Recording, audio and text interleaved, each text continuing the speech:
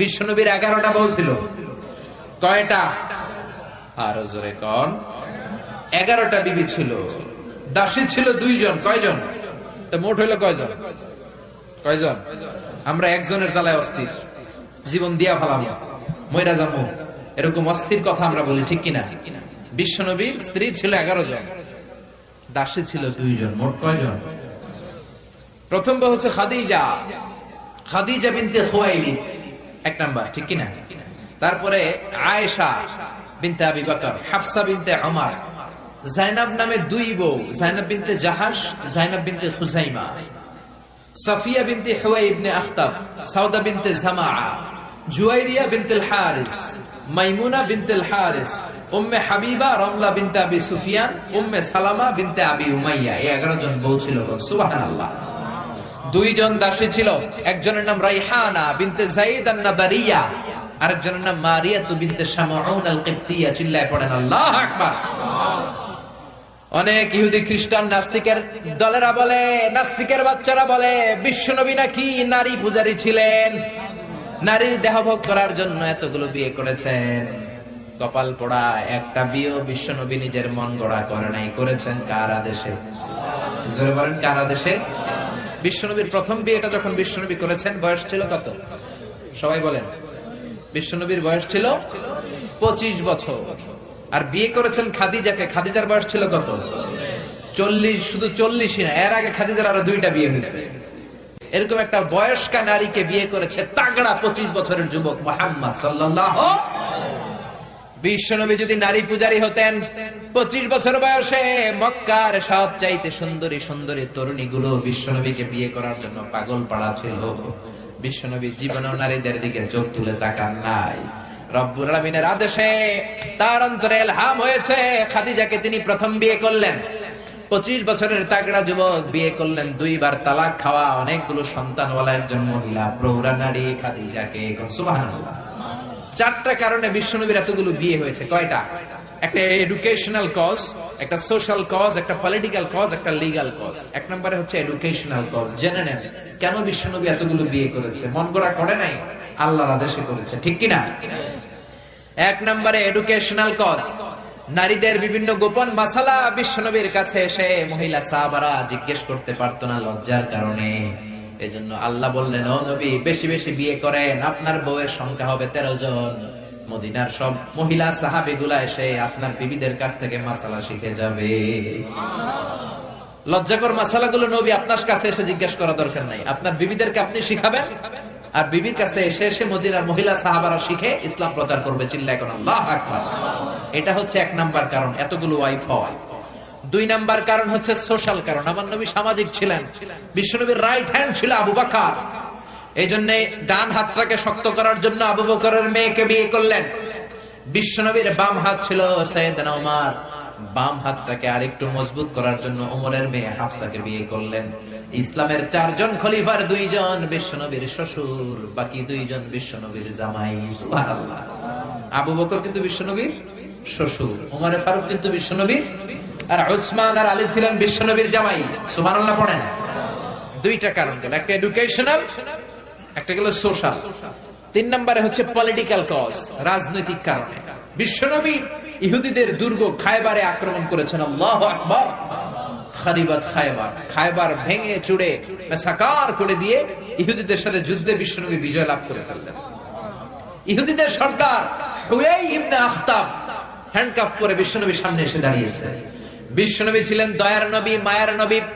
সাহাবারা বললেন, ও নবী, হুয়াই ইবনে আখতাবের একজন কন্যা আছে, বিধবা। বিশ্বনবী মনে মনে ভাবলেন, শত্রুর এই মেয়েটাকে যদি বিয়ে করি, শত্রুর দল হয়ে যাবে আমার শ্বশুর বাড়ি। সুবহানাল্লাহ। ইহুদিদের বিশাল এই গোত্র, এই মেয়েটার আমি বিয়ে করলে এই দুর্গের লোকেরা হবে আমার শ্বশুর বাড়ি। বিশ্বনবী প্রস্তাব দিলেন, তুমি আমার সাথে বিয়েতে রাজি আছো কিনা? সাফিয়া নামক ওই মহিলা রাজি হয়ে গেলেন। বিশ্বনবী বিয়ে করলেন। ইহুদিরা কয়, হায় হায়, এতদিন মুহাম্মাদের সাথে মারামারি করতাম, এখন মুহাম্মদ হইছে আমগো বেয়াই। কি হইছে? ইহুদিরা কয়, আর কিলাকিলির দরকার নাই, সবাই পড় লা ইলাহা ইল্লাল্লাহু মুহাম্মাদুর রাসূলুল্লাহ সাল্লাল্লাহু আলাইহি সাল্লাম। এই পলিটিক্যাল কারণে আরো একটা বিয়ে বাড়ছে। এই সাফিয়াকে বিয়ে করেছে পলিটিক্যাল কারণে। এরপর বনি মুস্তালিকের যে সরদার, তার মেয়েকে বিশ্বনবী বিয়ে করেছেন পলিটিক্যাল কারণে। চারটা কারণে তিনটা বললাম, আরেকটা হচ্ছে লিগ্যাল কজ, আইন শিখানোর জন্য, ইসলামিক কোডিং এন্ড রুলিং শিখানোর জন্য, হুকুম আহকাম শিখানোর জন্য।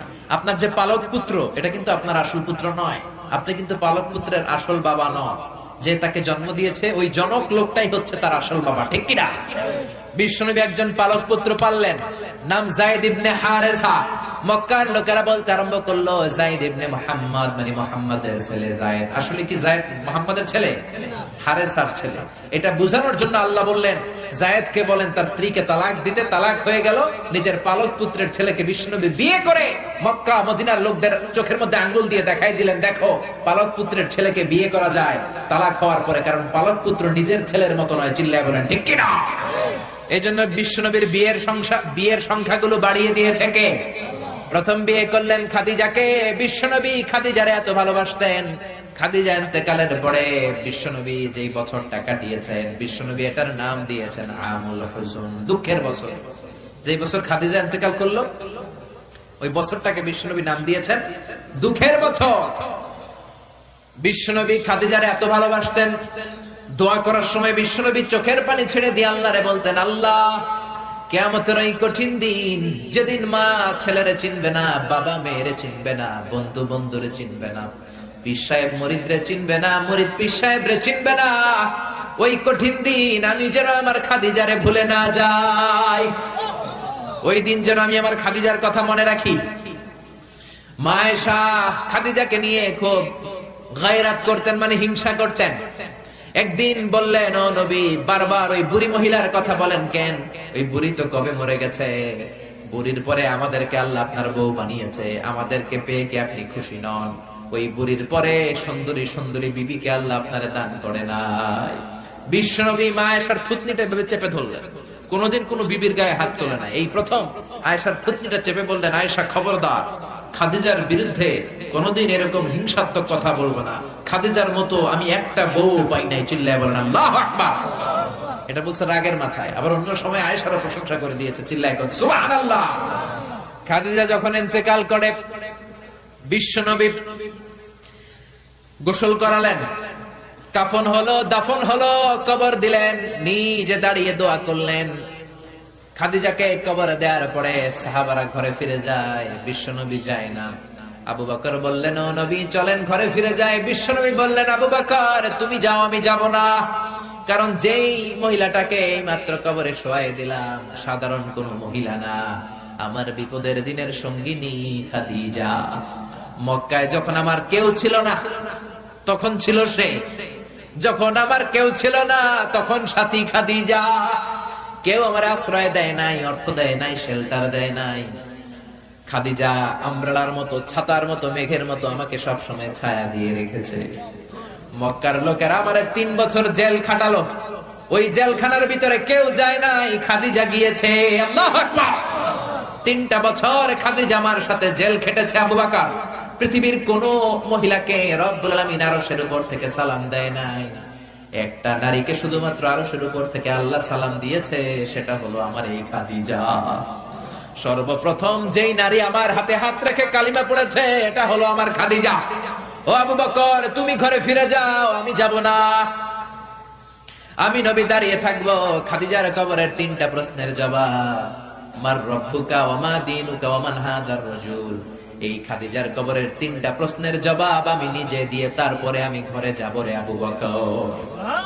সাইয়েদনা জিবরাইল এসে বললেন, ও নবী আপনি ঘরে ফিরে যান, আল্লাহ জানিয়ে দিয়েছে আপনার আর দাঁড়িয়ে থাকার দরকার নাই, ঘরে ফিরে যান, আবু বকরের সাথে আপনি চলে যান। আল্লাহ জানিয়ে দিয়েছে খাদিজার কবরের 3টা প্রশ্নের জবাব আরশের উপর থেকে আল্লাহ নিজেই দিয়ে দিবে। কি ভালোবাসতো খাদিজাকে। খাদিজার পরে বিশ্বনবী যাকে ভালোবাসতো সে হচ্ছে আয়েশা, সবচেয়ে বেশি ভালোবাসতো। বিশ্বনবী বলেন, উরিতু কি সালাসালা ইয়া আয়েশা, আয়েশা বিয়ের আগে আমি রাতে তোমার 3বার স্বপ্নে দেখেছি। বুখারীর বর্ণনা। কয়বার? এই 3বার স্বপ্নে দেখার পর তোমার চেহারাটা জান্নাতের একটা রেশমি কাপড়ে এনে জিবরাইল বলল, বিশ্বনবী দেখুন তুমি এটারে কেমন লাগে? আমি বললাম ভালো লাগে। জিবরাইল তার কয়েকদিন পরে বললেন, ও নবী আকাশ থেকে ডাইরেক্ট প্রপোজ, সরাসরি প্রস্তাব, বিয়ে করবেন নাকি? কার মেয়ে? জিব্রাইল কয় আবু বকরের মেয়ে। বিশ্বনবী বললেন, ও জিব্রাইল, তুমি যদি ঘটক হও, আল্লাহ যদি হয় বিয়ের কাজী, আমি মুহাম্মদ রাজি। বিয়ে হয়ে গেল, সুখ আর সুখ। বিশ্বনবীর একমাত্র কুমারী বউ মা আয়েশা যখন বিশ্বনবীর সাথে এক ল্যাপের নিচে শুয়ে থাকতো, তখনও কোরআনের আয়াত নাজিল করতো কে? বিশ্বনবী যখন অন্যান্য স্ত্রীদের সাথে এক ল্যাপের নিচে শোয়া, তখন কিন্তু কোরআনের আয়াত নাজিল হতো না। শুধুমাত্র কেবলমাত্র মা আয়েশার সাথে যখন শোয়া, তখন কোরআনের আয়াত নাজিল করতো কে? চিল্লায় বলেন কে? মা আয়েশা বলেছেন, 5টা জিনিস আল্লাহ আমারে দিয়েছে, পৃথিবীর কাউরে আল্লাহ দেয় নাই। 1 নাম্বার, আমি বিশ্বনবীর একমাত্র কুমারী বউ, বাকি বউগুলা ছিল বিধবা। আমি ছাড়া বিশ্বনবীর কোনো কুমারী বউ ছিল না। 2 নাম্বার, আমার ঘরে বিশ্বনবীর কবর। যারা হজ উমরা করতে যান, বিশ্বনবীর সালাম পড়তে যান, এখন এটা মসজিদে নববীর ভিতরে অ্যাটাচ হয়েছে। যেই জায়গায় বিশ্বনবী আজ আবু বকর আর ওমরকে ডান দিকে রেখে শুয়ে আছেন, এটাই ছিল মা আয়েশার ঘর। সুবহানাল্লাহ। আমার ঘরে বিশ্বনবীর কবর। 3 নাম্বার, আমার কোলেই মাথা রেখে বিশ্বনবী শেষ নিঃশ্বাস ত্যাগ করেছে। 4 নাম্বার, আমার কারণে তোমরা তায়াম্মুমের বিধান পেয়েছো। এই যে আমরা ওযু না করতে পারলে, পানি না পেলে তায়াম্মুম করি, এটা মা আয়েশার কারণে আমরা পেয়েছি। সুবহানাল্লাহ। বনুল মুস্তালিকের যুদ্ধ থেকে বিশ্বনবী ফিরে আসছেন, প্রতিমধ্যে মা আয়েশা গলার লকেট হারায় ফেলছে। লকেট চিনেন নাকি চেইন চিনেন? হার চিনেন? হার, আচ্ছা হার, স্বর্ণের হার হারায় ফেলছে। বিশ্বনবী বলেন, কাফেলা থামাও, আমার স্ত্রী হার হারিয়েছে, হার খোঁজো। সবাই হার খুঁজতে খুঁজতে ওদিকে মাগরিবের সময় চলে যায়। এখন কি করবে? যেই জায়গায় হার হারাইছে ওই জায়গায় পানিও নাই, পানি অনেক দূর। বিশ্বনবীর প্ল্যান ছিল কাফেলা যেতে যেতে পানির জায়গায় থামবো, ওযু করে নামাজ পড়বো। কিন্তু হার খোঁজার কারণে এখন পানিও নাই। তখনও তায়াম্মুমের বিধান মুসলমানরা জানে না, আল্লাহ জানায় নাই, নাজিল করে নাই। সবাই আবু বকরকে বকাবকি শুরু করলো, ও আবু বকর, দেখো তোমার মেয়ের কাণ্ড, তোমার মেয়ের হার হারিয়ে যাওয়ার কারণে আজকে আমাদের সবার নামাজ কাজা হবে, বিশ্বনবীর নামাজ কাজা হবে। কি কাজ করলো তোমার মেয়ে? আবু বকর যে আয়েশারে ধমকাতে লাগলো, আয়েশা কি করলি? আল্লাহ সাথে সাথে আবু বকরকে ধমক দিয়ে কোরআনের আয়াত নাজিল করলো, আবু বকর আয়েশারে ধমক দিও না, আয়েশারে ধমক দিলে আমার আরশ কেঁপে যায়। فَإِن لَّمْ تَجِدُوا مَاءً فَتَيَمَّمُوا صَعِيدًا طَيِّبًا। আয়েশার সম্মানে আল্লাহ আয়াত নাজিল করলেন, فَإِن لَّمْ تَجِدُوا مَاءً, এখন থেকে সফরে কোথাও যদি ওযুর জন্য তোমরা পানি না পাও, মাটি দিয়ে তায়াম্মুম করে নামাজ পড়বা, কবুল করে নিবে কে? এজন্য মা আয়েশা বলতেন, এমন গুণগুলো আল্লাহ আমাকে দিয়েছে, বিশ্বনবীর কোন বিবিকে আল্লাহ এই গুণগুলো দেয় নাই। এত ভালোবাসতো বিশ্বনবী আয়েশাকে, 1 বালতি থেকে পানি নিয়ে দুইজনে গোসল করত। 1 বালতির মধ্যে পানি নিয়ে 1 মগ দিয়ে বিশ্বনবী মাথায় পানি ঢালে, আর 1 মগ দিয়ে মা আয়েশা ঢালে।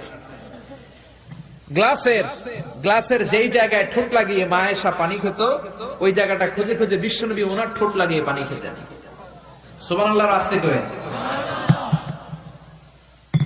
কত রোমান্টিক ছিল আমার নবী।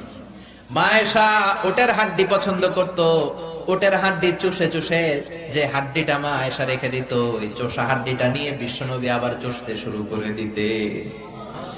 রাতের বেলা দুষ্টামি করতেন মা আয়েশার সাথে। মা আয়েশাকে ছোট্ট বয়সে বিয়ে করেছেন, 9 বছর বয়স। মা আয়েশা তখনও পুতুল খেলা ছাড়তে পারে নাই। বিশ্বনবী নিজে পুতুল কিনে দিতেন, বলতেন আয়েশা খেলো। আয়েশার বান্ধবীরা যখন ঘরে আসতো, বুখারীর বর্ণনা, বিশ্বনবী আয়েশার বান্ধবীদের জন্য ঘরটা ছেড়ে দিতেন, চলে যেতেন বাইরে। আয়েশা তার বান্ধবীদেরকে নিয়ে খেলাধুলা শেষ করলে আবার বিশ্বনবী ঢুকতো। চিল্লায় বলেন সুবহানাল্লাহ। মা আয়েশা তীর খেলা দেখতে পছন্দ করতো। বিশ্বনবী, বুখারীর বর্ণনা, মা আয়েশাকে কাঁধে তুলে এক পর্দার এক পাশ দিয়ে ফাঁক করে বলো, আয়েশা যতক্ষণ মনে চায় তীরের খেলা দেখো। দীর্ঘক্ষণ দেখার পরে মা আয়েশার কাঁধে উঠতে পারে না। বিশ্বনবী বললেন, ও আয়েশা, মন ভরে তীর খেলা দেখা হয়েছে নাকি? আয়েশা বললেন, দেখা হয়েছে। তখন বিশ্বনবী কাঁধ থেকে তার ওয়াইফকে নামিয়েছেন। সুবহানাল্লাহ। রাতের বেলা ছোট্ট একটা ঘর। বিশ্বনবী তাহাজ্জুদের নামাজে দাঁড়ালে বিশ্বনবীর সেজদার জায়গায় মা পা ছড়িয়ে শুয়ে থাকতো। বিশ্বনবী লম্বা সময় কেরাত করে, রুকু করে, সেজদা দেওয়ার জায়গা নাই, কারণ সেজদার জায়গায় মা আয়েশার পা বিছানো আছড়া নাই। বিশ্বনবী মা আয়েশার পায়ের মধ্যে চিমটে দিত। মা আয়েশা পা দুইটা গুটিয়ে নিলে বিশ্বনবী সেজদা দিত। আবার সেজদা দিয়ে উঠে গেলে মা আয়েশা পা বিছিয়ে শুয়ে পড়তো। সুবহানাল্লাহ পড়বেন না? কি সুন্দর ছিল ওনাদের সংসার, কি ভালোবাসা ছিল। স্বামী স্ত্রীর পারস্পরিক সম্পর্ক তো আমরা বিশ্বনবীর জীবনী থেকে শিখবো, সাহাবাদের জীবনী থেকে শিখবো, ঠিক কিনা?